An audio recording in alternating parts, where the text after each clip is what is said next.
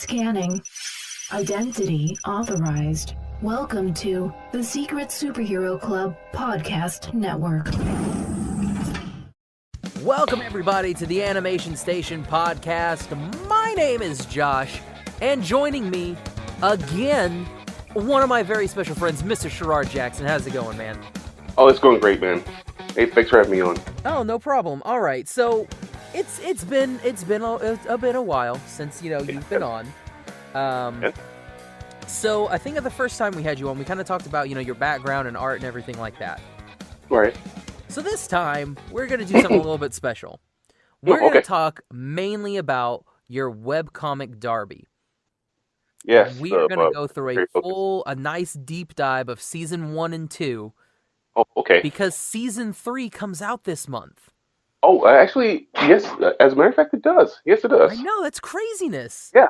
Alrighty. Okay, so now let's go ahead and kind of, deep dive. And just in case, people didn't listen to your first episode first, maybe they're just now catching on and they're like, oh yeah, Darbi. And then they're like, okay, we'll listen to that episode later because we want our Darbi spoilers. What was your main reason that you wanted to tell the story of Darbi? Like, what was your inspiration there? Well, it's like I used to joke, main inspiration was insanity. Must get that out of my head. But that turned out to be more true than I thought. but seriously, but seriously, it was like I just wanted to tell a story that was my 100% my own. Just something that I can get out there and say like, hey, I can do this as a writer, as an artist, as a creator, and just like for me, it was always it was never really like a game plan to like make this a big like a published thing. Just the idea of just like getting the story out in this new format, just kind of experimenting, just being freeform, just seeing what happens. And apparently, what happens is it gets really dense. So yeah, it all worked out in the end. Oh man, yeah, it was one of those, like, the moment that it kind of popped up, I was like, okay, I'm into this.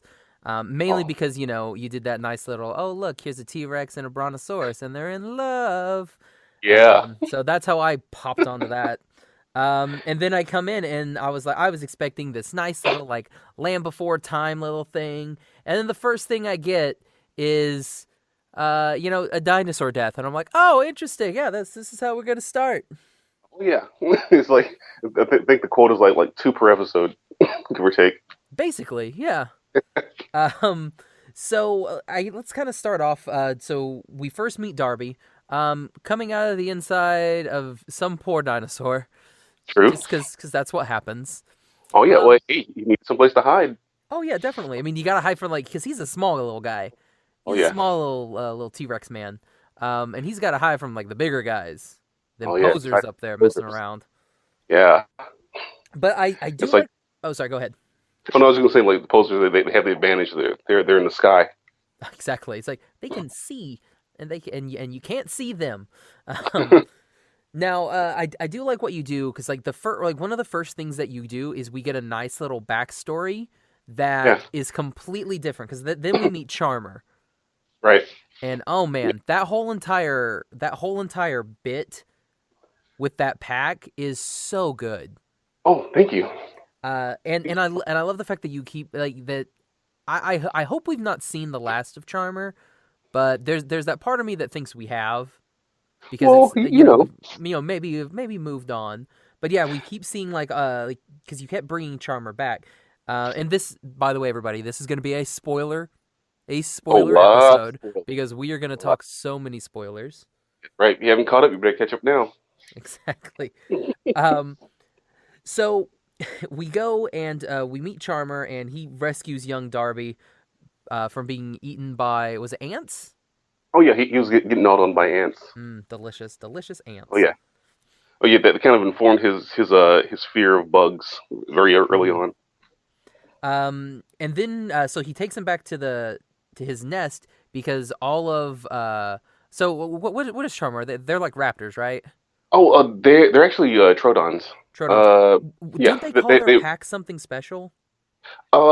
See, the Charmer and the gang, they call themselves operators. Operators, that's right. Kind of like Delta, like operators. Mm-hmm. So that's why the way they speak is kind of like shorthands, kind of clipped. That's kind of why, because they're always on mission. But yeah, they were Trudons, and the idea was like in that era that was like they were pretty much like the last of their kind. And so like their all their females were gone except for a select handful. So getting Darby, him being a hunter and a scavenger, he's gonna have the best nose in the land. He'd be able to help them track their females and hopefully help them survive. And oh man, oh crap, when they take Darby and like Oh yeah, throw him into the little chickies, that was amazing. Just I, like I felt so uh fun. it's so good, like that drawing, that little pic like that you have with him just like mouth agape, just like tears coming down his eyes, just like mouth open, just like flying through the air. Oh man, it's so good. That for a long time was one of my screensavers. Oh, nice. Yeah, I was like, this is perfect. I love it so much. In his baby mind, it was like, oh, ultimate betrayal. Hmm. But yeah, but for Top and Charmer, it was like it was ultimate sign of trust. It's like you put him in an environment that he's going to thrive in, and just watch him go. Oh man. And then unfortunately, we come to the end of our nice little fun time where we find out that all of the females are dead. Yeah, yeah. But the operators, they're gonna last to the end. They go and they mark Darby. They give him his Oh, three four. little gashes. Yeah, yeah. Give him the three, and Charmer gives him the big four. Mm-hmm. Oh man, Yeah. and then Mama comes. That was so fun because it's like it's it's really poignant and a really emotional moment, and then it's just severed, severed Oh man. completely. It's all gone. Oh, it's so good. Oh man. Broke, It, broke some hearts on that one. it's yeah, it's bad because you're just like, you're one of us now, kid. Death, and you're like, oh Lord. Oh yeah, and that's the thing, man. It's like in their land, it's like tomorrow's never guaranteed for you. It's like one minute like everything's going beautifully, you got a new family. Next thing you know, they're getting gobbled up by a big T Rex, and oh, by the way, she's telling you that she's your mother. Exactly. It's like, oh yeah, by Yeah. the way, I'm your mom, and you're like, you just killed my fam. I've imprinted on these guys. Oh yeah, yeah. So that whole thing just kind of like informed what kind of dinosaur he's going to be growing. Mm-hmm. Yeah, it's like, and it just shows you like nothing is safe in this world. This No, is not you've made a very not safe world. It is a not safe for work comic for a not safe world. this is true. Yeah, a lot of blood and cursing, Mm-hmm. Oh, but it definitely. but it is with a purpose. It does make sense. Mm-hmm. And then we kind of flash over, and we've got Darby, and he's back in the present now. So he's no longer a little pup. He's now a slightly larger pup, an adolescent dinosaur, one would say. Indeed, he's what was he's at the time of that story he's around like one and a half, I believe. Well, 1 or 1.5, but yeah. So if we were to equate that in the human, what's that like? Maybe like Oh, that 13, would 14? be no, that'd be closer to like like I guess like 5 or 6. Okay, Okay, dang. yeah. So You grow up fast. and then so I was flipping through here, and I pull it up, and I forgot that you this was like the start of like the bangers bit, and that Yeah. first bit that you see, and I'm just like, did you get like any inspiration from like Give It Getter Dom, that bit? That first little thing that we Oh, oh, see. oh, Did you get that from that like the Rob Lowe circus. tape? No, Okay. actually, no. Oh, well, what was the influence of that one? I was thinking, oh, well, like little bit of American Psycho, Okay, okay. uh, in like just all that, which just like mating season and machismo just seem to go hand in hand. Mm-hmm. Oh man. Oh god. I don't know what it is. Like whenever I see that, I just like go back to, just my friends talking like, give it to her, Rob, and the entire time and I'm just like, oh man. It's ugh. Yeah, it's like thanks for encouraging me, but like that's the wrong moment. Yeah, it's like, maybe wait just a bit, you know. Yeah, Okay. And then Darby meets a new friend, one Small Toe. Balto. Good old Small Yes, Toe. yes. She's a character that looks look kind of familiar, but she's different. Exactly. She looks, if you don't know, she kind of looks, and just like her name entails, she's almost like Balto. Exactly, It's a very similar Small Toe Balto. exactly, Exactly. Yeah. She's a exactly. Except she's not carrying medicine across the ice yet. yet. You know, the season 3 hasn't launched yet, hmm so I, now I want to see that. Now I want to see Small Toe, like in the Iditarod, just like with a bunch of other dinosaurs. I was just thinking of having her in the Iditarod with the other Huskies, and Oh they're my just gosh, like, that'd be amazing. like I don't know what to do with her. It's like, do you tell her mush? Like, what do you do? Um, and then we get to meet Darby's little brother, good old Pete, Petey, good old Pete. yes. And my goodness, Petey has a mouth on him. Hey, Pete, he kind of learned everything that he knows, from the woods. Mm-hmm. Oh man. And then then they meet. They're called the Bangers, right? Yeah, The little a holes, the actual raptors. the little Yeah, raptors. they're technically Dakota raptors, but yeah, they're called bangers. Yeah, and they are they're just a holes. Yeah, oh yeah. Um, Oh, yeah. and they take Darby and Pete and like throw them into a nice little pit full of wonderful death, all Yes, kinds of nice, bugs. nice little big fat bugs. The drizz as they call them. Mm-hmm. And then they start Yeah, peeing on them and yeah. spitting on them. Like, my goodness, man. Hey, some mating rituals aren't pretty. Oh no. What can I say? And then the tables turn because they're like, "Oh snap, these are savvies. Yeah, We did a bad here." yeah. It's like you forgot to snap their necks first Mm-hmm. Yeah, before you throw them to the pit. gotta do something first, because I mean, and yeah, they go out and basically kill all but the one, right? Oh, Or yes, maybe, they kill all. yeah, Well, they kill all but I think 3 or 4. I think, but those they get named or something. Yeah, they yeah, get. It's funny. I drew the thing. I need to. Yeah. It's about 3 or 4 that actually survived. But yeah, but they went after the main one, Todd. Todd, that's Todd, right. Darby's big bad. And then to kind of rub salt in the wound, the rest of Darby's siblings show up for Yeah. just more murder and mayhem. Oh yeah. It literally rains blood Mm-hmm. in certain panels. So let's see. So we've got Dala. She comes in. Yep. Then we've got Their sister. Shay, and The blue then one. the twins. Oh my gosh, it's been so long. Oh, Mika and Mina. That's right, Mika and Mina. I was like, Yeah. which one was the dead one? Oh Spoilers yeah, for later, that's guys. yeah. That's the light green one. Oh man. Yeah, and so they come up, and my goodness gracious, it gets rough. It gets Dude, very, very rough. oh man. Oh, I know like one of those panels made a T-shirt of it. Apparently, it does pretty well. Oh, So yeah. nice. Was it the one where Darby gets drenched? Oh no, That's probably not the panel. oh no, it was the one where Dala's all called up. She's like, "Mother f you." She's ready to go. Yeah, that makes for a nice T-shirt. Nice. So then yeah, a bunch of the Dakota Raptors get killed, and so they start running, and so Darby's chasing Todd. He's gonna get Yeah, him, and then he kind of runs into the middle of mating season, and he gets a and bath. mating season runs into him. Oh yes, he Yeah, does.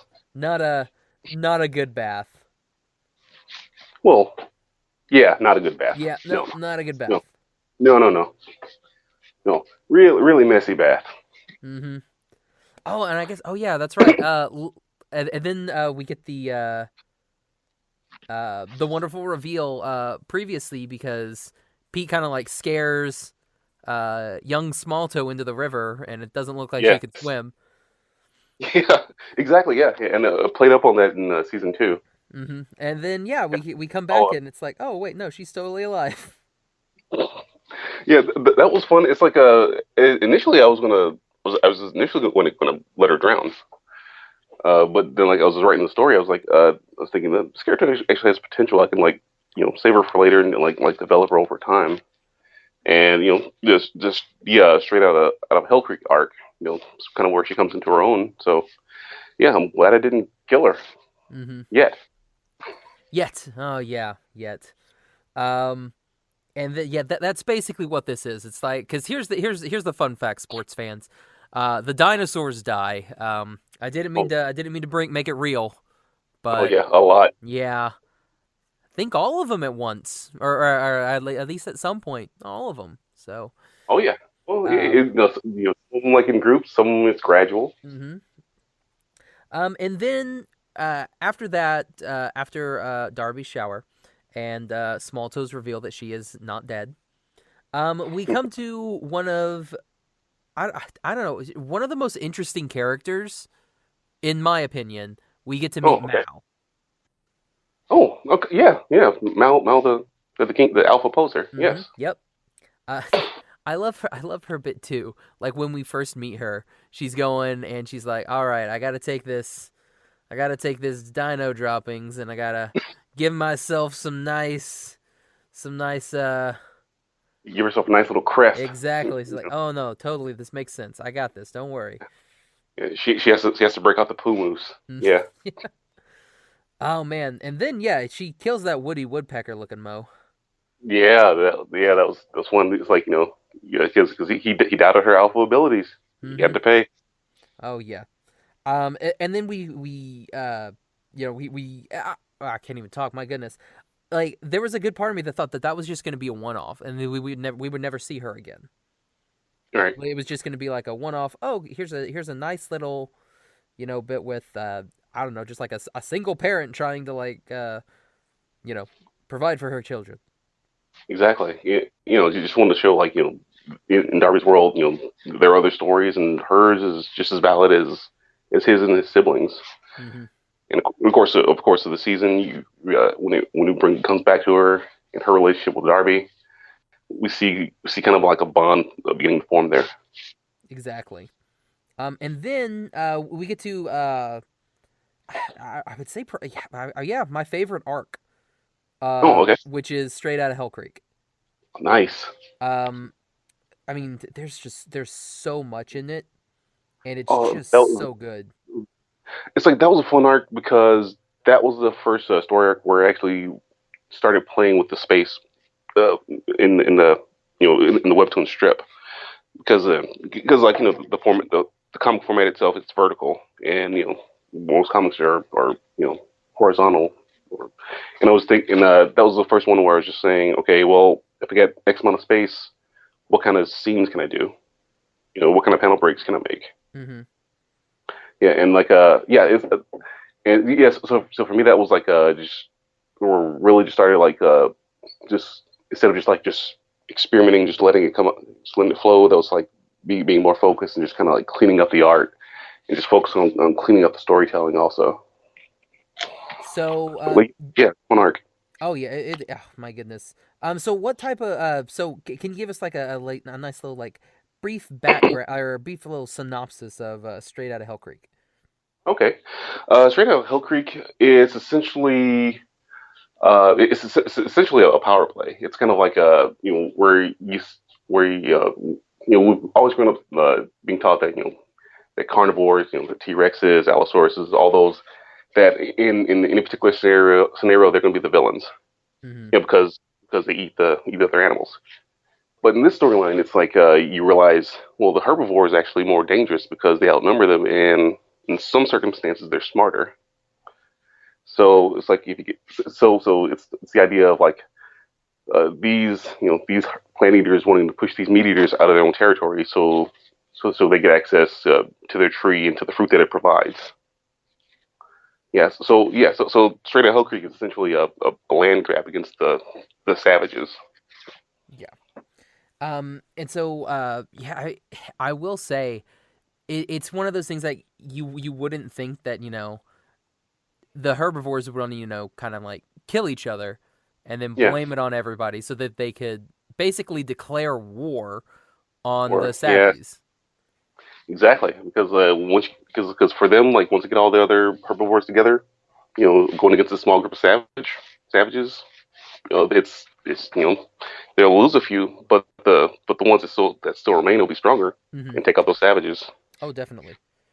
Um, and it kind of all comes apart because they try to kill Small Toe, Yeah, and it's like Small Toe at this point kind of has a little bit of plot armor, so you're like, no, she's gonna be fine.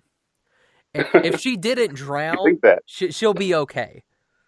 Yeah. Well, she did mention to Darby that twice. I think it was like twice already that she almost bought it.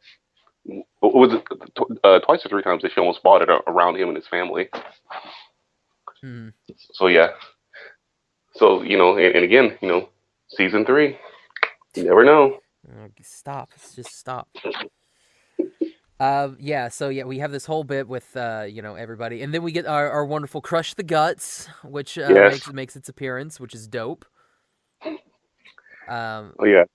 I love the with Dom and Cass. oh I my love goodness. that's from the second episode, literally from the second episode. That was like just kind of my favorite interplay. It's just like those two kind of riffing off of each other. Hmm. Because it's like you always have that one friend that's always like gassing you up whenever you're in a conflict with someone else. It's like you're like, yeah, I want to fight that guy. And the other guy's behind you. Yeah, yeah. He always said this about your mama. Get him. Yeah. So that's their relationship. Oh man. So I mean, basically at the end of this arc, unfortunately, Miss Young Smalltoe is motherless. But Dom is her dad, and he is the alpha of alphas.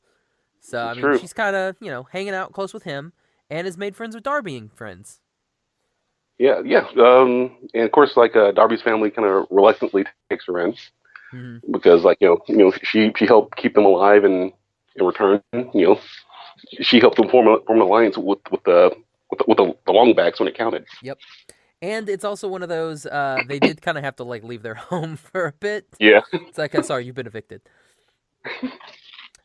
yeah. And then Only for half a season. yeah, a little bit, yeah. And then it gets weird. Then you take us into a weird area with Toad, like with the toad Yeah, licking, and it seems like you're setting things up.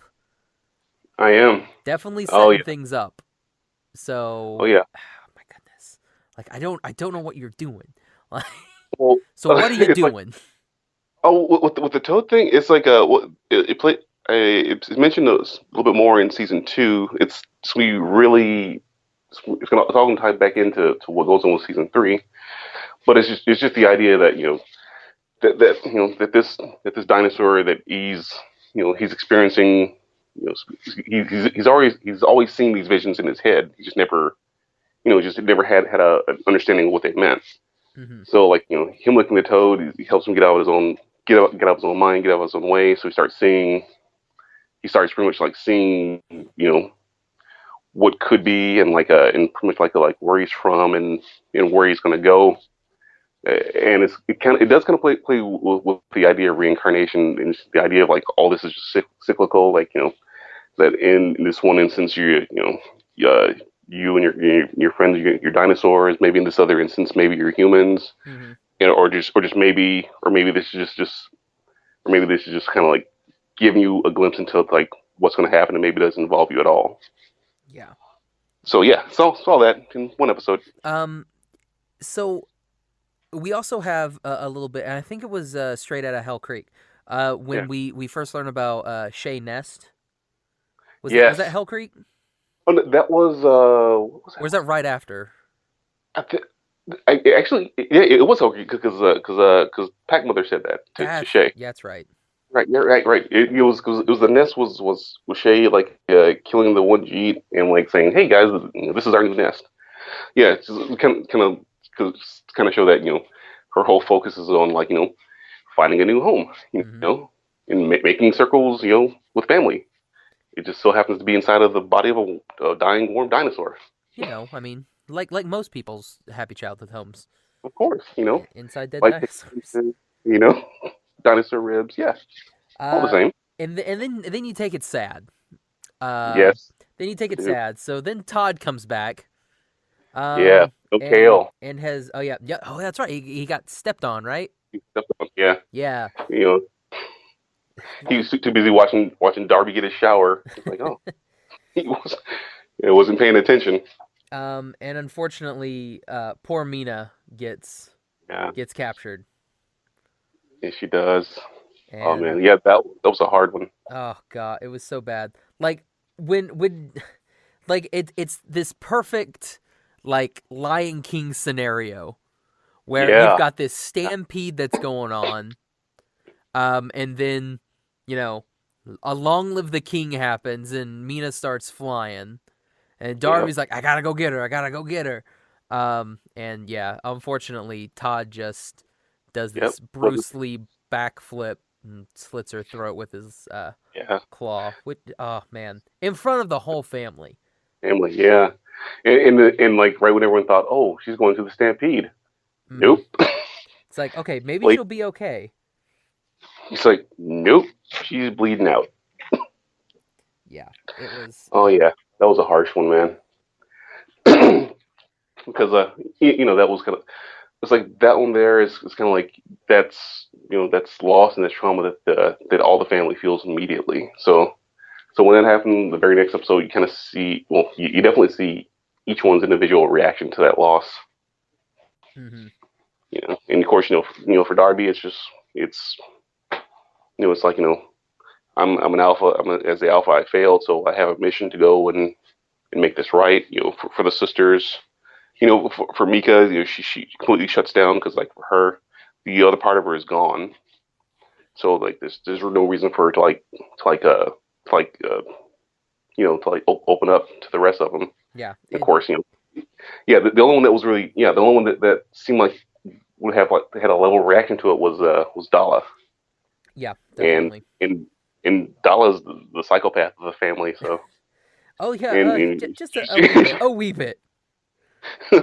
Um, it is. Oh man, and it's and then you gut wrench a little bit more because Mika, is there yeah, because like all the family gathers after Darby kind of goes on a little killing spree. that's Um, true.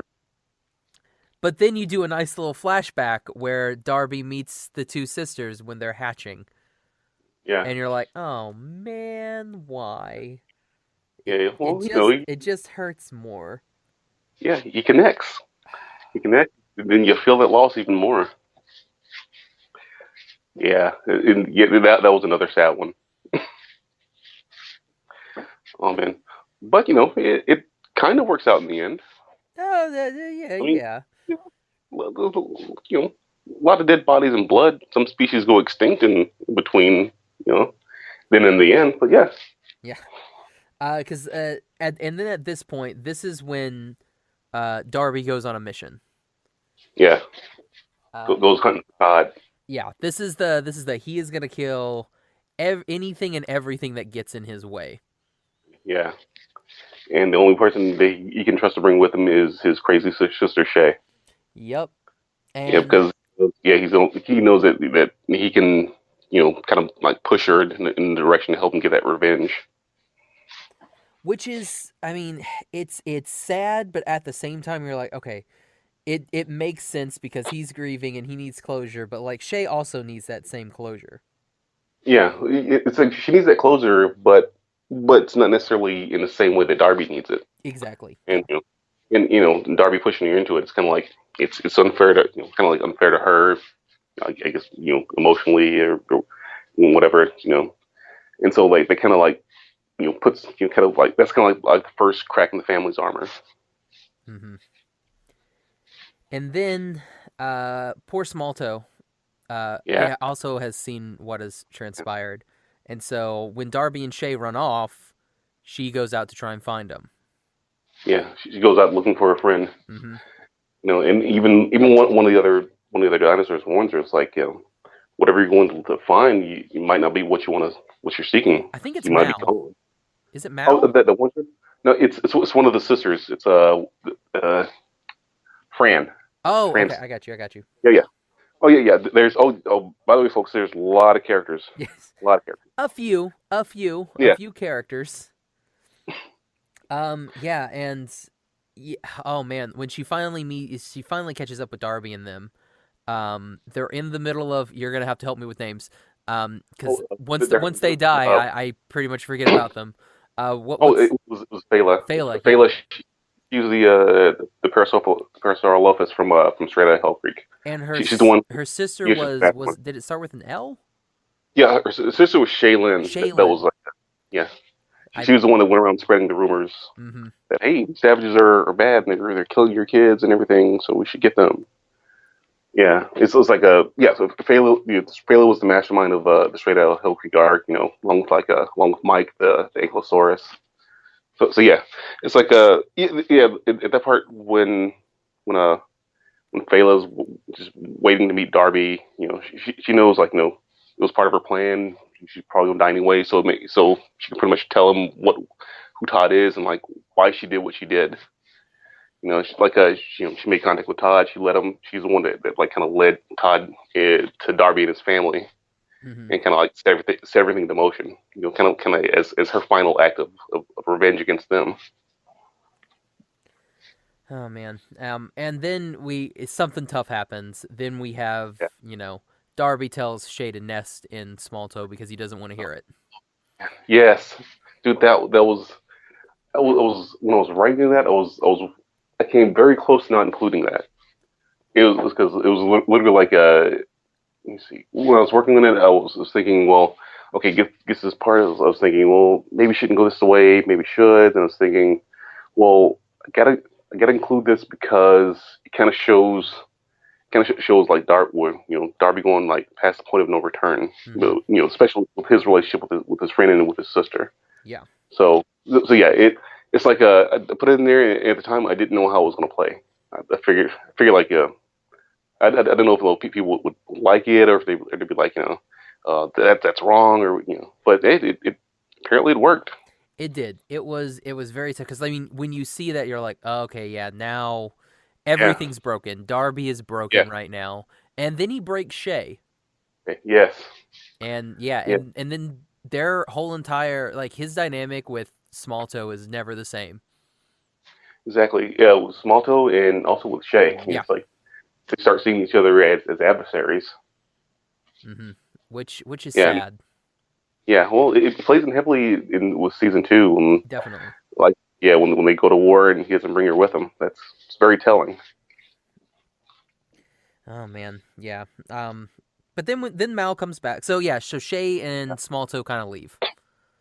Because Shay's not going to help Darby anymore because he's just going out for revenge and it's not going to help Mina. Right? Yeah, Mina.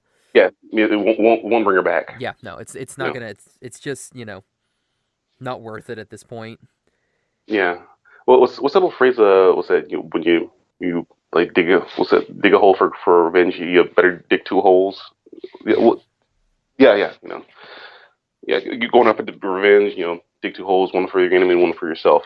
And doing that, Darby knows that in his mind, like whatever he finds or whenever he finds Todd, for him, as far as he knows, that's the end. So like so yeah, right around that time, he does the whole like getting clean. He cleans himself off in the lake. Go hunting for Todd. Because he always wants for any new kill, he always wants to start fresh. And it's and just like completely focus in on that mission. And then unfortunately, Todd was waiting for him. Yep. And then we have this epic battle. Yeah. The Darby versus Todd. That's what's funny. I actually made a banner out of that. Yeah. So yeah, that was a fun battle. It was a fun, very gruesome battle. Very gruesome battle, and then he kills Todd, and then you're like, oh well, this is the end of Darby. He's done now. Yeah. Well, actually, yeah, he destroys Todd. Yeah. Literally rips him apart. Yeah. Oh yeah, and of course that's when he's at the end of his rope, And that particular that story arc, the Consuming Light is what it's called. Yeah, it opens with the end of that battle where Darbi he's in the mud, rain, he's bleeding out. So the entire that entire arc was kind of like a flashback leading up to that moment.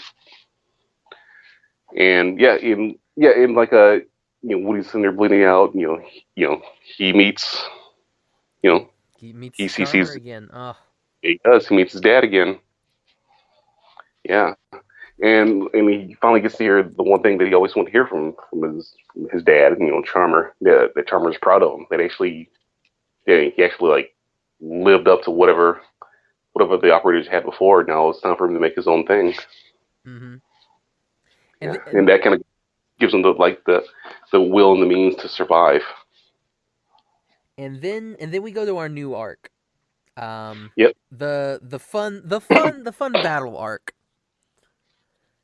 Oh yeah, that's the opening, the 60-second wipeout. Yep. Yeah, the drop squad. Oh my gosh, it's so good. Like you just see that drop and you're just like, oh my goodness. Like never would have thought about that. Like just like, I wonder what happens if this flying dinosaur picked up a smaller dinosaur and then like used it as like a bomb almost. Yeah. Dude, I've been wondering that for years. I was like, oh, okay. And you're like, let me read. If only I had a medium to do this. Oh man, yeah. So we get this nice little bit, and then it turns into this much larger plot. Yeah. Because if you first just think, oh, it's just a bunch of posers being a-holes, crapping on people, and then they, crap on the wrong tree. Yep. It turns out, they're from a whole different poser family. And that poser family, they're all about the bloodline. Yeah, and it's god, it's a really good arc because that one, what is his name? Prenum, right? Oh yeah, Prenum. Yeah, Prenum. Yeah. He is oh my goodness gracious, what a old callous man. What glad that he died. Because he comes out and like the first time that we see him, like he's killing Mal's kids, right? Yep. He's like, I'm gonna take all these out, and then because Darbi had already killed Mal's partner, right? Yeah, the first the first 2 episodes. Darbi killed he killed like Mal's friends, Dale and Henna. Mm-hmm. And the idea was like those 2 that they were the big alphas of the posers in that land. So it's like when your alphas are gone, you don't have any leadership. Someone else comes in and starts tearing your stuff up. You can either fight or you can flee. Of course, like Mal decides to fight, especially when her kids are at stake. Oh yeah, definitely, and it's a tough one. And then Darbi and friends. Yeah. Can they have a last name, please, so I can stop calling him Darbi and friends? Oh, Darbi. What's the family called? The Pack? Can we just call? I'll just call them the Pack. You can call them the D fam, I guess. D fam. Okay. So the D fam, they come out into the water and they kind of see these little babies and they're like, what's going on? And then like Mal kind of they chase off Pernum, and then Mal's just there and is like, oh my gosh, I got the crap beat out of me. Need some help. Yep. And of course, the one thing I put in there when Mal returns, it's like their Darbi and Pack Mother's friend Tuck. He knows what's going on. Mm-hmm. Like he knows, and Pack Mother knows what's going on also. And then something happens because like one of the if I remember right, one of like the enemy posers is like oh hey, there you are, like talking to Darby's mom. Like Pinky was like, hey, there you are. Like, we've missed you. It's like, he's missed you, or something along those lines. And you're like, okay, there's something more here. Pack Mothers get secrets. Yeah. And then somebody, does it just die, or does Tuck kill it, or? Oh, she kills him. She kills him. Okay. Like, oh, you're not saying anything. You're dead. Yeah. Yeah, and one of the kids notices that. Yeah, Mika does. It's Mika. Okay, I couldn't remember if it was Mika or Shay. Oh yeah, what was Shay? Yeah. Shay was with Dala at the Oh, that's time. right. Yeah, Shays with Dala in the tree, killing posers because that's what you do. Yep. Exactly. Uh, Yeah, and that's kind of like at that moment when Mika saw what her mom was doing, it's kind of like kind of sows the seeds of doubt in her mind about her mom. It's like that your mom has this past, it's one thing, but if something that's gonna affect the entire family, she's not telling you, then can you trust her to help you survive? If that secret's something that's if so precious that she's not gonna let them know. hmm Oh man. Yeah, just kind of scrolling through here. And then they kind of we go to a new bit, and we like Mal kind of like tells them what's going on. Like these people just kind of these new posers like kind of showed up, Yeah, and yeah, yeah, I they come from an evil place. yeah I'm scrolling through, and I found these two guys, and I was like, now that's Alpha. I was like, we did, yeah, we did. It's just like, Yeah, yeah, we know. yeah. It's like he's like, look at all these women. Yeah, yeah. They're gonna murder us. Let's go with some dignity. And oh man, let's see, what is it? We have uh oh, something happened. Sorry, I'm trying to remember here. Uh, I should have printed the entire series out. Um, Yeah, that's a good reminder. I might need to do that myself. yeah, maybe make a nice book about it. Yeah. Something easy to flip through. Um, I'll keep that in mind. No promises. so then we have basically Mal's like, all right, so here's the plan. This is what we're gonna do, and it's a plan is what it is. Mm-hmm. If it's a good 18. Yeah, plan, is yet to be seen, but it is a plan. this is true. Oh yeah, yeah. It's the plan of like hitting them where they least expect it. Hitting it in the poses from up above. Exactly. It's like they got But, their heads so high up that they don't look up. exactly. It's that old Avatar logic. hmm If you're the meanest mofo in the land, what are you gonna be scared of? The unsuspected. That no one's gonna like drop in on you from above. Exactly. And then they drop in from above and wreck Yeah. shop. Um, Oh yeah. Dala during all this is fantastic. Like when she's like and then she lands and she's like, hold up, I have to vomit because this was too much. Yeah. I'm And a then, land dinosaur. I don't fly. Please hold. Bleh. I tell you, it's like one of my favorite moments to draw is just the whole interaction between her and the evil mother. Mother Satine. hmm Just the whole like breathe, dear. We can fight later. Just catch your breath. Just want to show that even though this one poser she's evil and she's genocidal, she's still a mother. Exactly. She's like, hold on. Okay, yeah, we'll wait. It's like, calm down. Do we need to get you a bag? Like, would that help? Oh man, yeah. God, it's a great scene. It's a great scene. Oh, Um, thank you. oh, good lord. And he's like, they dropped me out of the sky. I don't like. Oh man. Yeah, it's like you drop a dinosaur that's afraid to fly. Yeah, out of the sky. Yeah, Yeah, bad it's things not gonna be happen. good. And then Doll of Rex shop. Yeah, she does. First thing she does, she goes after their males. To sever their bloodline. Mm-hmm. Oh man, and then Darby meets the Croc kids, right? Yeah, yeah, the Crocs. It's like they're another group that was really fun to write. It's like I tried to find a place for them to come back in season two, at the end of season two, but couldn't find a spot for it. But the good news is they'll definitely be back full force in season three. Nice. Oh yeah, oh yeah. They're just fun characters because it's like because like he finds out later that those characters are babies. So for them, seeing a dinosaur fall out of the sky and then eating it, that's funny. For them, and and yeah, yeah. The Crocs will be back in season three. Nice. Ah, man. And then we have our main fight between you said Prinham, right? Yeah, Prinham. Yeah. Prinham and Darbi. So we have this nice fight, and oh my goodness, like it's a butt kicking on both ends. Mm-hmm. It goes where you don't expect it to go. Darby actually loses. Mm-hmm. You make it very much like DBZ. Where you're like, okay, yeah, he's gonna win. It's like each thing is like stronger than the next, and then this one, like Darby loses. Yeah, he loses, and like for a brief moment, a lot of people thought that maybe Darby actually get killed, because anyone can die in this series, so maybe it was his turn. Oh man, and then Mal comes out, and good lord, Oh yeah, Mal, decimates him. And then she's like, Crockies, it's time for food. Oh god, and then I totally thought Mal was out.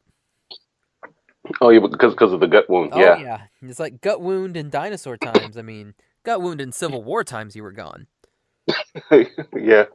So yeah, but nope, she pulls it together. She's a strong bird. Yep, and she wound up getting her kids back, or the remainder of her kids back. So how many did she get? How many did she get back? She got like 3 back, right? She get back. Get back 3, and then the other 4, unfortunately, were brutally, savagely murdered. Unfortunately. Yeah. Yeah, but mating season's rough. Oh, yeah. And then it looks like we see them that they're gone because I mean basically Mal's like, well, we got to go far away because Yeah. It got real, you get real, and also it's like end of the season. If they don't start breeding soon, then they're all going to start dying out too. So yeah, they went off to find a new stock of poser men. Oh man, and then so then we go back home, and we find out that somehow Mika's little egg has hatched that she has that her and Mina took as a trophy. Exactly. From what do you call them? I mean Packies. On this one? The Pachycephalosauruses, we call them Jeets. Jeets. So Jeets, yeah. What's up with the names? Like, what's up with the naming scheme? Well, it's like that part of it is like it's like a T-Rex would never call itself a T-Rex. A Pachycephalosaurus would never call itself that. So it's like of course these are all names and terminology that we made up for species that's long extinct. So my thing was like whatever these species are in that time, whatever they express, it would be how they would relate to other species. So for a lot of the plant eaters, being around like a T-Rex, that's a savage creature. That's a savage. For the savages, like something like that, not like the posers. They pretend to be like us, or they pretend to be your friends. They fly around in the sky. They're posers. With the Jeets, it's kind of like it's kind of like it's like kind of like did you eat yet? Did you eat yet? They kind of thinking. I got you. That's good. Yeah. Yeah, and, it's like there is a method to the madness. It's like but the one thing I never want to do in this series is just like have big blocks of text or parentheticals saying like this is this species and this is what they're thinking. This is how they relate to the herds. And for me, it's like you show it, you express it, and then you repeat that pattern. Over the course of the series, the audience will get it, or the audience will recognize that pattern and say, okay, that's what that is. That's who they are. It just kind of makes it feel more like you submerge people in that world, and that way you get them to see these other species in this world the way that the dinosaurs see it. Yeah, and then we kind of go into our next little bit, which is F with Shay Day. Oh yeah. Well, a nice fun little arc where Darby's like not there at all. They've had their adventure, and because like you said previously, Darby decided not to take Shay. Exactly. It's like Mika's too much. He can't deal with her, and he can't trust Shay because he doesn't know where she's at. Mentally, he doesn't know where she's at mentally. Exactly. Doesn't know where she is mentally, and like especially going to war. It's like if you get someone that can't follow orders, can you trust them? Mm-hmm. Yeah. Oh Yeah, man. and it goes the F arc. It was that was that one was like of course it's kind of a romance arc, but also it just wanted to show like these other characters, they have their own stories outside of Darby. Yeah. Like when he's not on screen, it's like they have their lives, and they have their moments, and it's just as valid as the lead character's life. Definitely. And yeah, you do mention like you make a good point. Like it is very much a little love arc between Shay and Smalltoe. Also, yeah, yeah, in like that one, because they both bonded, and a lot of I know a lot of readers were like, I expected Smalltoe and Darby to be together, but we kind of set that up at the end of the first season Where where that was not going Shane, to happen. yeah, because Darby abused his sister and tried to kill his friend, so like both those together, so Shane and Smalltoe being together, it was kind of like bonding through that trauma. They kind of helped each other get through it. Exactly. Um, and I mean, yeah, I was definitely one of those people that was like, Darby and Smalltoe. But I mean, Yeah, definitely after what happens in season one, you're like, oh yeah, no, that ship has sailed. It will never happen. this ship has sailed, and I think it's on fire now. Yeah, that ship, it sunk and somehow was brought back up and then burned again and then sunk again. They scuttled the crap out of it. Yeah, But during F with Shay Day, we get another like kind of like another callback from you know, straight out of Hell Creek, and Mike is there. yep. Mike's there, With and he's got Balin. yeah, Shireen, yeah, he brought her along. Just impaled on his spikes, Oh god, rotting. that's so good. It's really good. You're like, oh yeah, no, that makes sense. Like he wouldn't be able to shake that off. And the other Yeah, little it's like Ichthyosaurus is like, yeah, they're not that big. They can't pick that up for him. yeah, it's like you're on your own, dude. Oh yeah, yeah. Mike comes back and he kind of like sets things into motion to take out Smalltoe. That's his almost final act of revenge. Mm-hmm. Oh man. And then, oh good lord, you give us another you give us another flashback where like all these children are starting to remember things. Like Yeah, they don't really belong.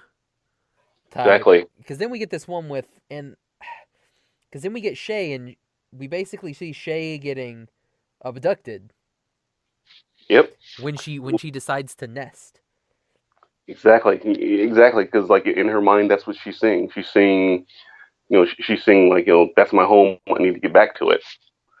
And that's going on in her mind. In the outside world, she's murdering everything she sees, and she's burying herself in whatever animal's close to her. So yeah, yeah. She could use therapy, Mm-hmm. but couldn't we all? Yeah.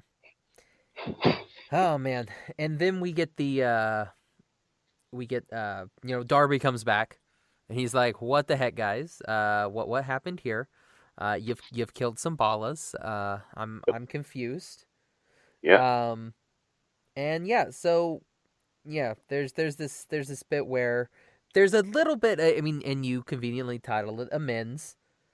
hmm Um and yeah, so everybody kind of they make a very uneasy amends with each other. they try to. At Yeah, least they Darby try tries. to. So it's like yeah, like very very loose. They're like, all right, Yeah, well at least they don't want to kill each other right now. true. They don't want to see each other or really have anything to do with each other. But it's not one of those, Darby like next time I see him gonna kill you type things. Yeah, it's more like like just stay away from me. Just stay away from me until I'm ready. That type of thing. And yeah, and like that one that story was it was important to show just to show the readers for one that like even if you say you're sorry doesn't mean that the person that you're saying sorry to is going to immediately forgive you. Exactly. Sometimes sorry apologies have to be earned.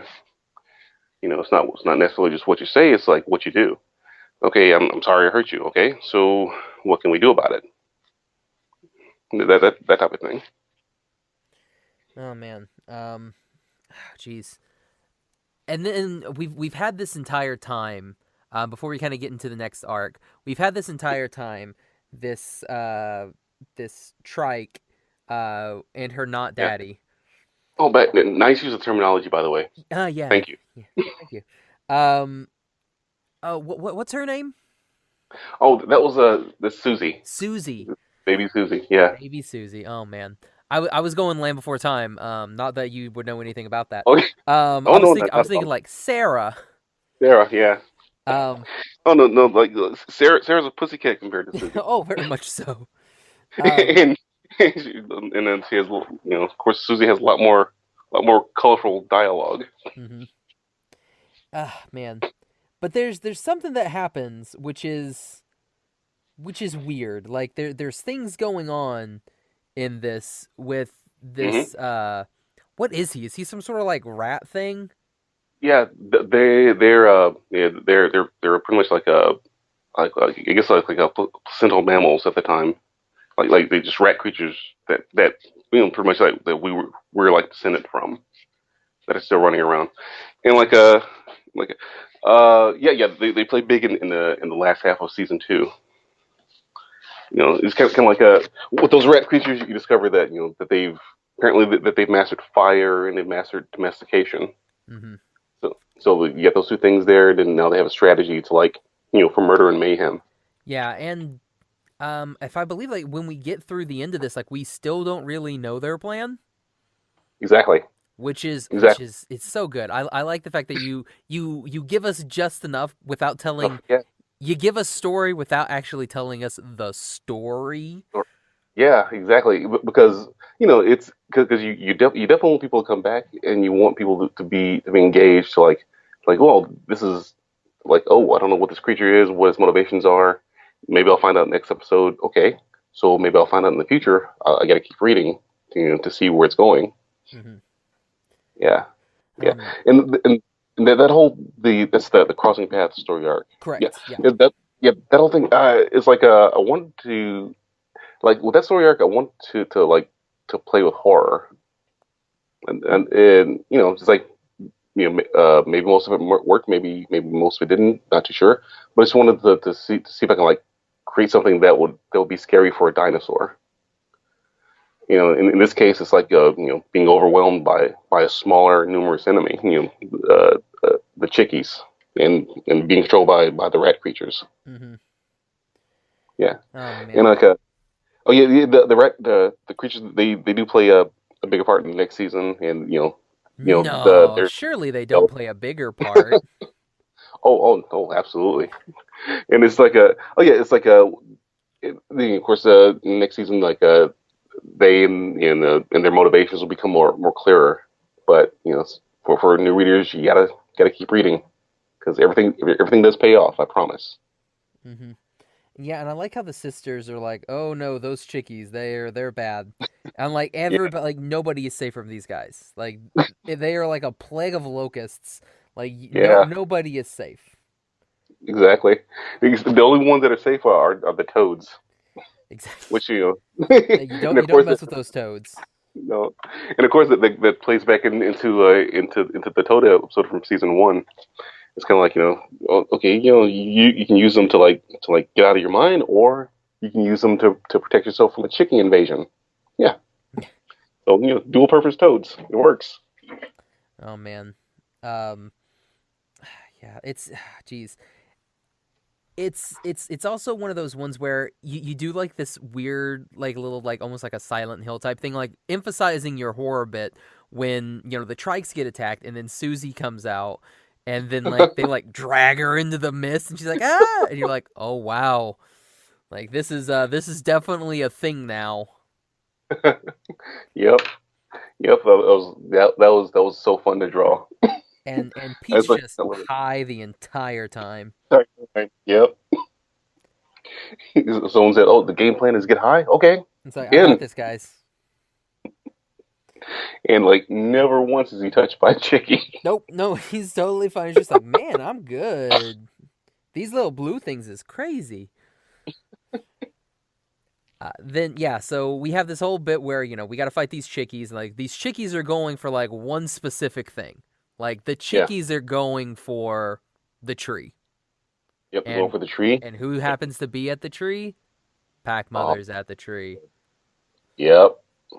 Ah. Pack Mother and Tuck and some friends. Oh, Tuck You and know. friends. Oh yeah, those poor herbivores that tried to kick them out of their tree. Yep, they're paying for it now. Yep. Oh man, it's jeez. Sorry, I'm flipping through too, and I just saw they like the sisters come over and they like rub Pete with Toad, and then he's like Yeah. it's like on the ground. He's like, I'm gonna lick it again. It's like because like one hit's never enough. You gotta. Exactly, and it's like a that scene there. I remember I was let me see. I was at a convention when I was drawing that scene. It's just the whole when friends trying to explain the plan and Pete's kind of interrupting her, but by licking the toads, and you're just seeing her just like trying to maintain her patience and going back into her spiel. Yeah, so then everybody kind of meets up at the tree, and that's where we have this like we got our Helm's Deep situation, if you will. Like Oh yeah, everybody kind of has to gather together, and we got to beat these freaking chickies, or else it's over. yeah. Oh, it comes very close to being over. Oh yeah, very very close. And all the while, Pete is tripping balls, so he's just kind of sitting there, like, oh man. Um, but yeah, then yeah, Tuck starts coming in, and then we get like the weird shots of this like the weird like rat shaman type thing. Yeah. And Oh yeah, doing this thing. Yeah, he's doing this thing. Oh, the flashback. Yeah. yep, we get a nice little flashback. Oh yeah, that was kind of a partial origin story. Just kind of show you like what the blue substance was that's on its back, that's on the chickies themselves, and of course like you find out in that flashback that whatever this substance is, it's highly flammable. And also like there are a couple times to where the chickies are like taking down big game. They're taking down like a lot of the a lot of longbacks, and the trikes creatures with like really thick skin, and just wanted and with the blue substance, just want to demonstrate that like it's that when it's cool, it's super hot. Yeah, So like when it's put on their claws and they're carving through another dinosaur's skin, that's like just it's pretty much like just carving through like surgical precision. Like yeah, no matter how thick their skin is. yeah. Oh man. And like we have this part too where Dala just kind of loses it. Yeah. Yeah, Oh yeah. and so what made you want to do like the whole like bit where they're gonna have this come to Jesus meeting like in the middle of this epic battle Oh, you mean between her and Susie, or between between her and Darby? Oh yeah, yeah.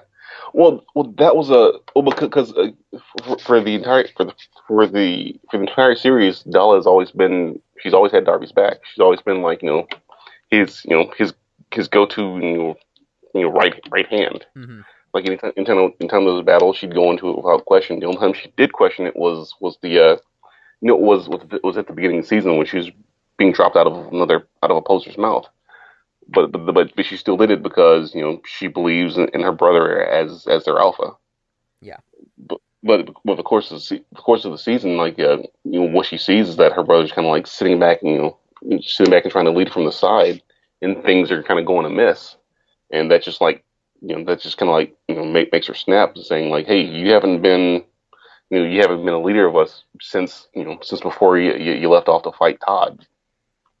And it's always kind of comes to a head at like the wrong moment. yeah, and you definitely feel the stakes. Yeah. And so they kind of start to do this thing, and then they get interrupted with because it's you. We had to kill somebody else, so we have to kill Pack Mother. Yes, we do. Oh And man, that was that part was one. just like all the kids' reactions there.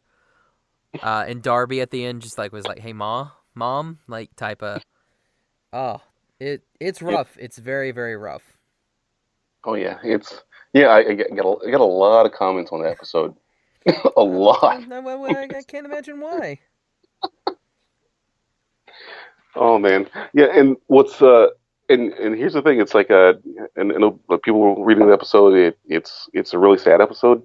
But imagine like having that in your head for like 6 months, knowing like, oh, this is the direction the story's going. This has to happen then.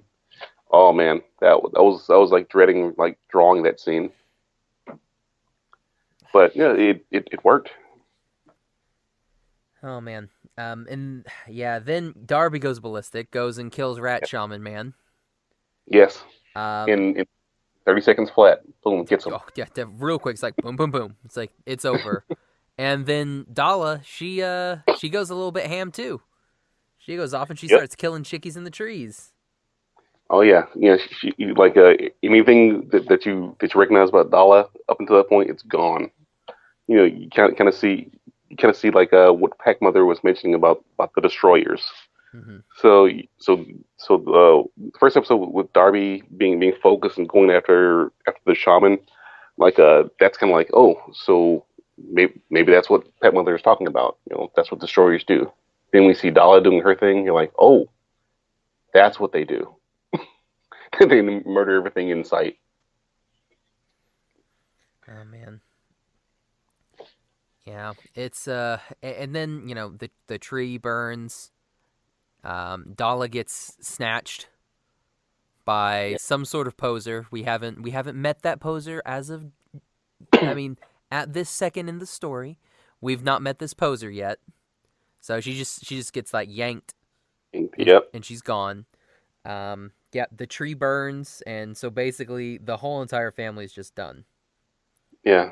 Everyone's split apart. It's fractured. Darby sees Charmer again, like a little ghost Yeah. Charmer. Yeah. The Black Snow episode. Mm-hmm. Yeah.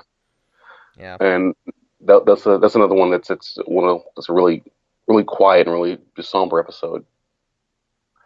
Yeah, because like the pre because that entire story arc, entire uh crossing path story arc.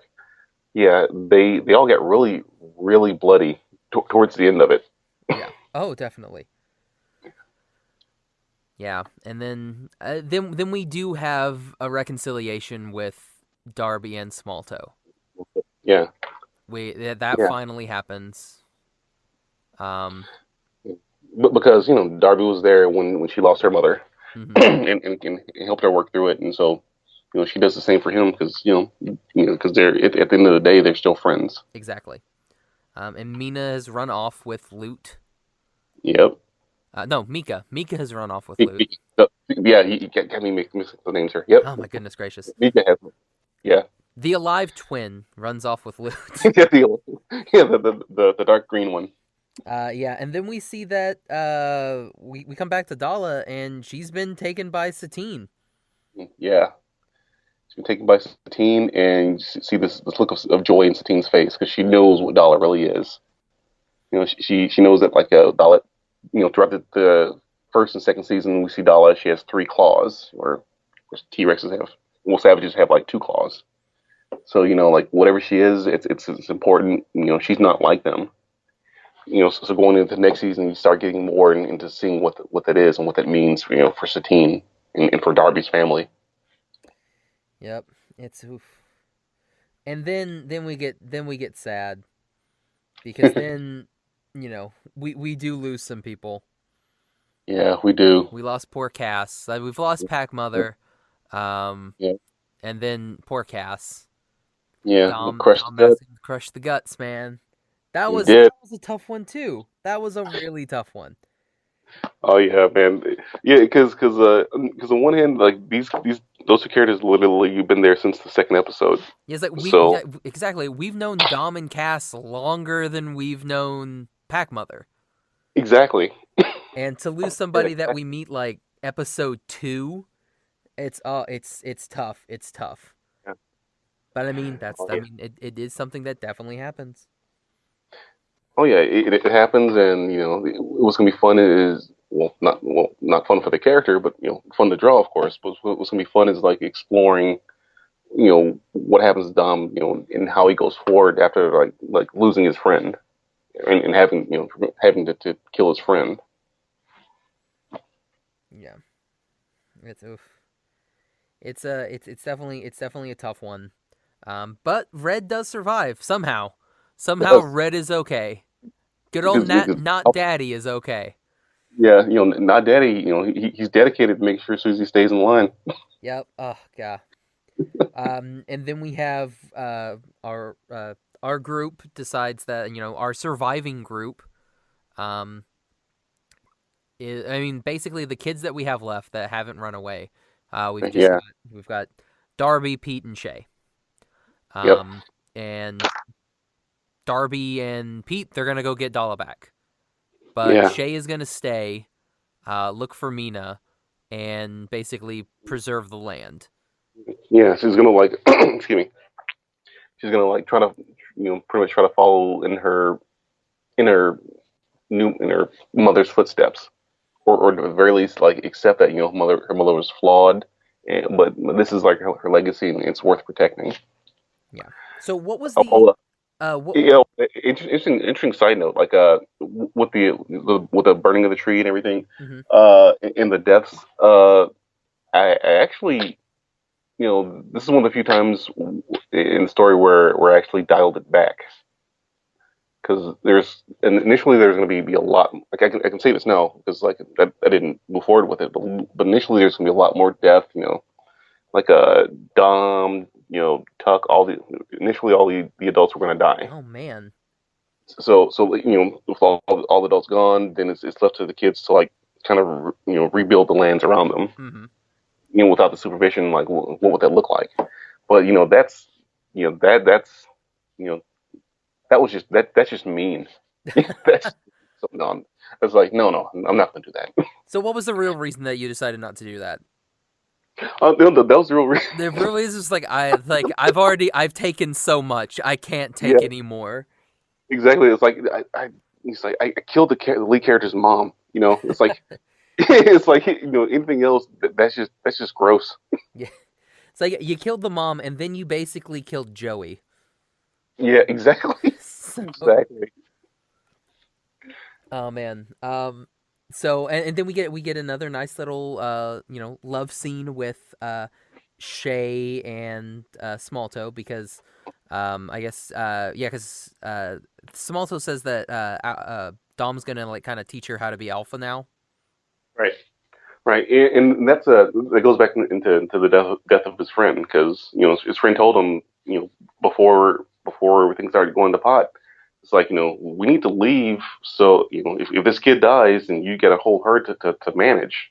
Mm-hmm. But but him like him wanting to teach Malto how to run the herd kind of shows that for him like losing his friend, abandoning his herd, for his child, in maybe maybe for him it's like you know the responsibilities he needs to like you know let someone younger and more and more eager to take over that role. Mm-hmm.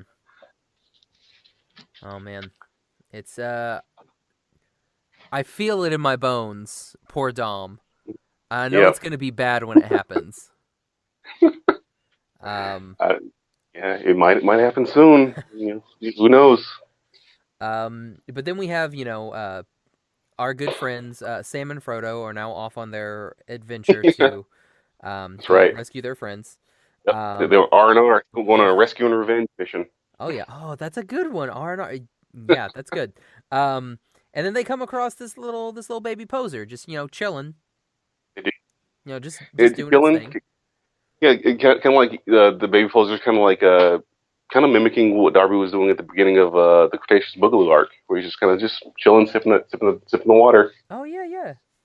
And then there's like, hey, I'm Darby. He was like, that's funny. That's my name. Like, hey, mom, this savvy has the same name as me. And then Mal comes back, and you're Al like, Papa. Mal. Yeah, he's like, yeah, she's been gone for most of the season. You figure, oh, she's gone for good. Nope. And that's the thing. It's like I wanted to make sure, like, as bleak as the final half of the season got, that there was like a moment of hope. There was some light there. Exactly. And you'll dash that at the end of season 3 when you kill Mal. Oh, absolutely. At the end? No, the beginning. Actually, at the beginning. Yeah. Yeah, it's gonna you guys. It's gonna be crazy. Like little like baby Darbi is gonna like pull a gun and just like bam, it's over for Mal. Because patricide, it's fun. Um, Yep. geez. So are we gonna kind of going into season 3? Are we gonna get any sort of Are we gonna get like a time skip, or are we just gonna kind of start straight off from Mal? Oh well, I will say we'll reel this one little tidbit. There will be a slight time skip. Because like when the season starts, it's kind of like the characters have been of course Darby and Pete have been split from the group, and of course like Malto and Shay they're doing their thing. So so like the first couple episodes kind of gonna get a gist of like where they are now Mm-hmm. after X amount of time. Have you thought about like have you done like any sketches of like teenage Darbies, like I the have. teenage D gang, D fam? Oh yeah, I have. Recently I did a Pete with a pompadour. Oh, I dude, kind of play with that to see like to see if that would work. that's awesome. Yeah, Um, it's like if it doesn't work, then hey, at least there's a concept piece of it. what were some of your favorite scenes from season 1 and 2? See, let me see. You go Oh, favorite arcs if that's a little easier. well, I'm just thinking I'm kind of I'm kind of biased. I'm like, oh, they're all my favorites. But seriously, it's like of course the death scenes were they're not Of course, not you my would say favorite. the death scenes. I love Well, those death scenes. I love killing well, your yeah. favorite characters. Oh yeah, it's like those things is not the favorites, but they're the most challenging, the most emotionally challenging because you create this character, you create a life for that character, and you're with them for so long. Then when you kill them, you pretty much like sever that story thread. You severed any further growth that you can have for that character. Hmm. So all those chapters are really those are really rough. But the chapters that were fun, just fun and enjoyable, like any of the toaded chapters, like the Pete and the sisters, and also the interlude chapter in season 2, Sweet Dam. That Yeah. was fun because it's like this whole horror story arc, and I just wanted to just cut away from that whole just the whole like horror and that seriousness and to get to this one side story, which is like what happens in the rest of the lands. How are they experiencing this? And that's when the sisters have their own little story arc. And like anytime I can draw those characters, the Nikki and Fran, anytime I can draw them in a story, then especially playing off of Pete, it gets really fun. Yeah, I can. Yeah, I bet that's fun. I mean, especially High Pete. Yeah. High Pete's always Oh yeah. fun, Pete. And I know for me, I'm looking forward to see what the heck you're doing with that.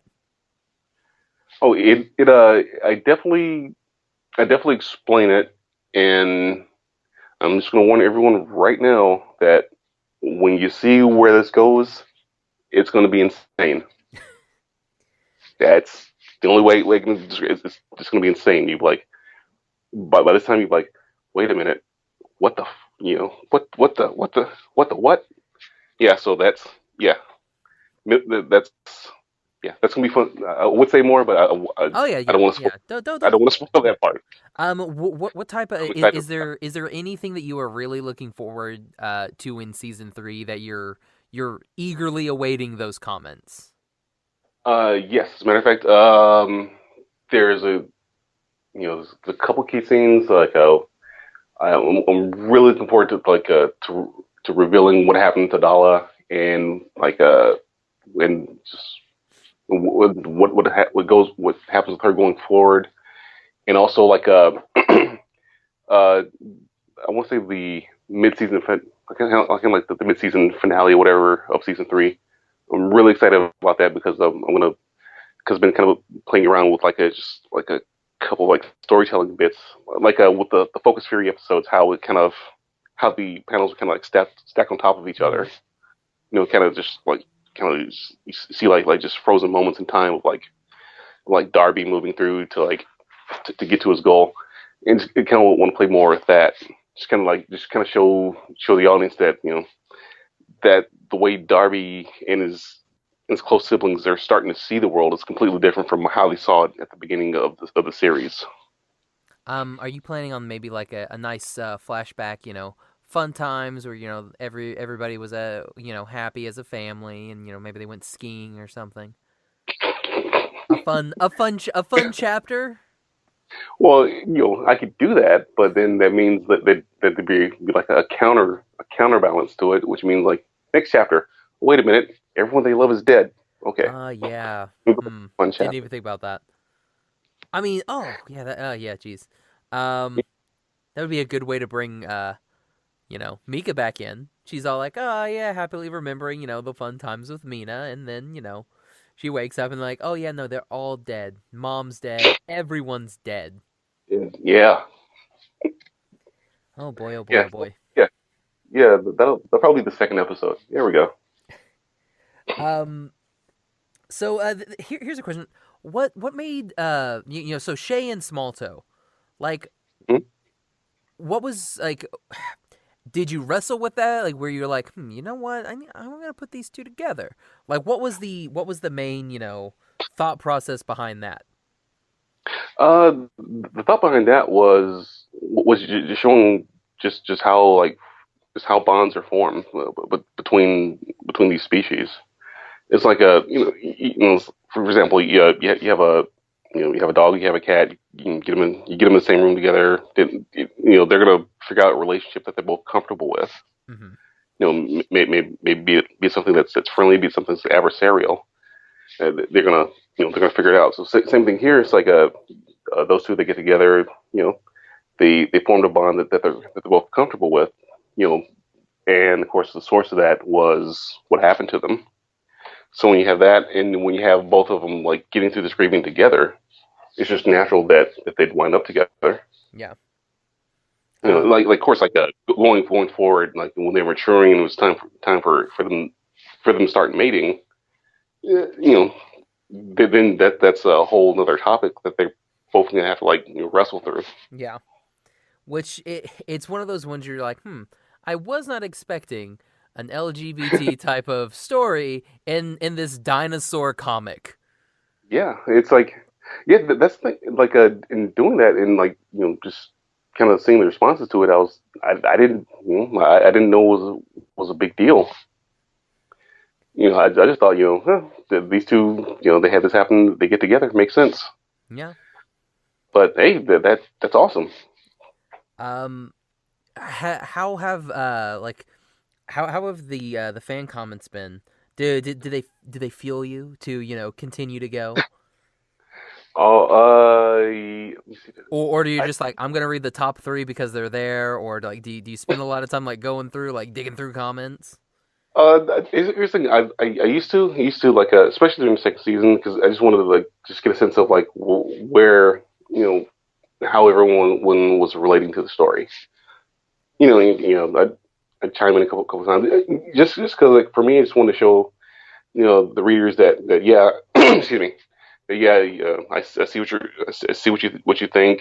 I do hear you, but at the same time I have to make sure that the story goes in this particular direction. It's like so with the relationship, you always have one or two that say it shouldn't be this way, it should be like this. But for the most part, with that relationship, well, a lot of comments were very supportive. That's good. What has been because I know you do a lot of conventions and everything. Oh yeah. What are some of the things that your fans come up to you at the cons? Like what type of lot of good interactions, a lot of why'd you kill this person type of things, or oh no, it's I'm glad you killed that. Oh no, a lot of great interaction. I think one of the last shows I was like a heroes convention last year. Mm-hmm. And yeah, it's really great. It's really great positive reaction. A lot of people were just really enthusiastic about about where the story was going. They were kind of curious, what's this mean? What's that mean? What's going on? So of course I just tell them keep reading, because it's going to go to some places that you're gonna love, and some places that you're just not going to expect at all. Nice. So a little bit later this month, we have Darby season 3 coming out. I know I'm excited. Yeah, dude. Another thing that I love about your comic is like you don't have short chapters. I don't. No, I mean they obviously they could be longer, but no, I mean like because like there's a lot of webcomics I read and they're just like maybe like 10 total panels, and that's it. And you're like, all right, well now I'm gone for 2 weeks type of thing, and you're like, well I gotta wait. But your stuff's like you are pretty much like you're gonna get a good amount of story in your stuff, and I love that. Thank you. It's like that was one of my first goals to make sure that whatever story I tell, be it like however many chapters or if it's something short, then it's impactful. Always wanted to make sure that I'm telling a compelling story. So by the end of it, if there's a cliffhanger, if there's a hook, you'll want to come back. If it's like it's a standalone piece, then I want to make sure that it's like impactful enough to where like I want to know more. Exactly, and you do a phenomenal job of that, sir. Awesome, thank you. Now, Sherard, where can everybody find you and Darby? You can find Darby online. You can find Darby through Webtoon. Do a search for it. It's Darbi, or you can go to darbycomics.com, and that'll take you directly to the page. Nice. And what about you? If they want to peep your stuff. Oh, okay. If you want to peep my stuff, you can check out my Instagram. That's Sherard UR. It's my name's SHERARD YOUARE. It's on Instagram. Twitter, you can find me same handle, or Darby Adventures. Find me there. And also the Darby Facebook page is of course facebook.com/Darby Adventures. You can find more of my work there, and also updates for which shows I'm going to be at. And what about that merch? Oh, the merch. I'm glad you asked. You can find that on Threadless.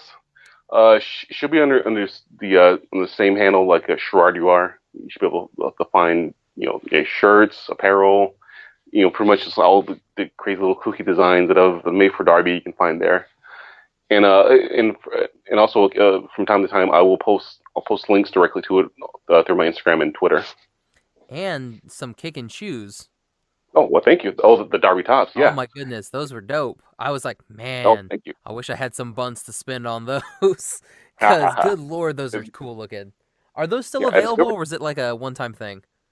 It should still be available. I'll make the link available again. Well, I'll dig out the link. I'll make the link available for everyone before season 3. Nice. Yeah. So you'll have time to get your Darby tops. Yeah, have time to save my pennies, save my podcasting pennies, get some Darby tops. Exactly. They make great summer shoes.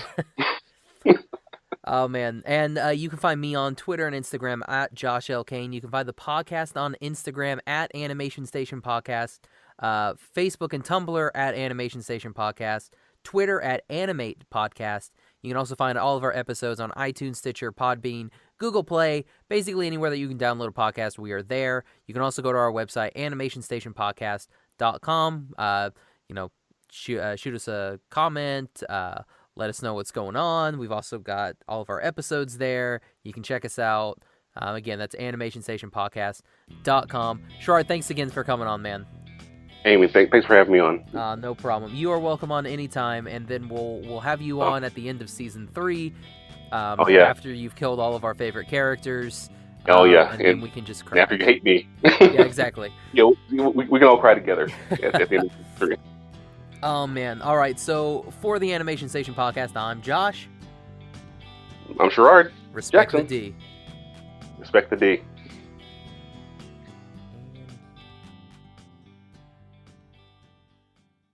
All right, yeah, we're ready to go. All Cool. right, so how's it going? It's been at least longer than a fortnight since we've true. talked. I don't know what comes after fortnight. Is it just months then? Is there no old English words? Oh, Spork Night. Let's do Spork Night. Spork Night? All right, cool. That sounds good. Spork Night. Yeah, wow. We should create a game and we'll call it Spork Night, and then we'll make millions. Oh, dude, guess all that sucker on Steam. Yes. Heck yeah, man. We'll get sued by Love it. Backpack Kid. It'll be dope. Okay. All right. So, let's see. Oh, I don't think I know what episode this is since we're going in the future. Oh yeah. Oh, by the way, are you caught up or are you still somewhere Oh no. Yeah, bro. I'm weekly, man. I got you. Okay. Okay, cool. I'm caught up. Oh yeah, and it's like it hasn't driven you insane yet. A little bit. You crushed my soul. A Yes. little bit. Just like Dom be crushing things. Oh god. That hurt, dude. That hurt. That made me. I was like, oh, why? Why would you do that? Exactly, man. Hey, like it says, bro pain's real pain too.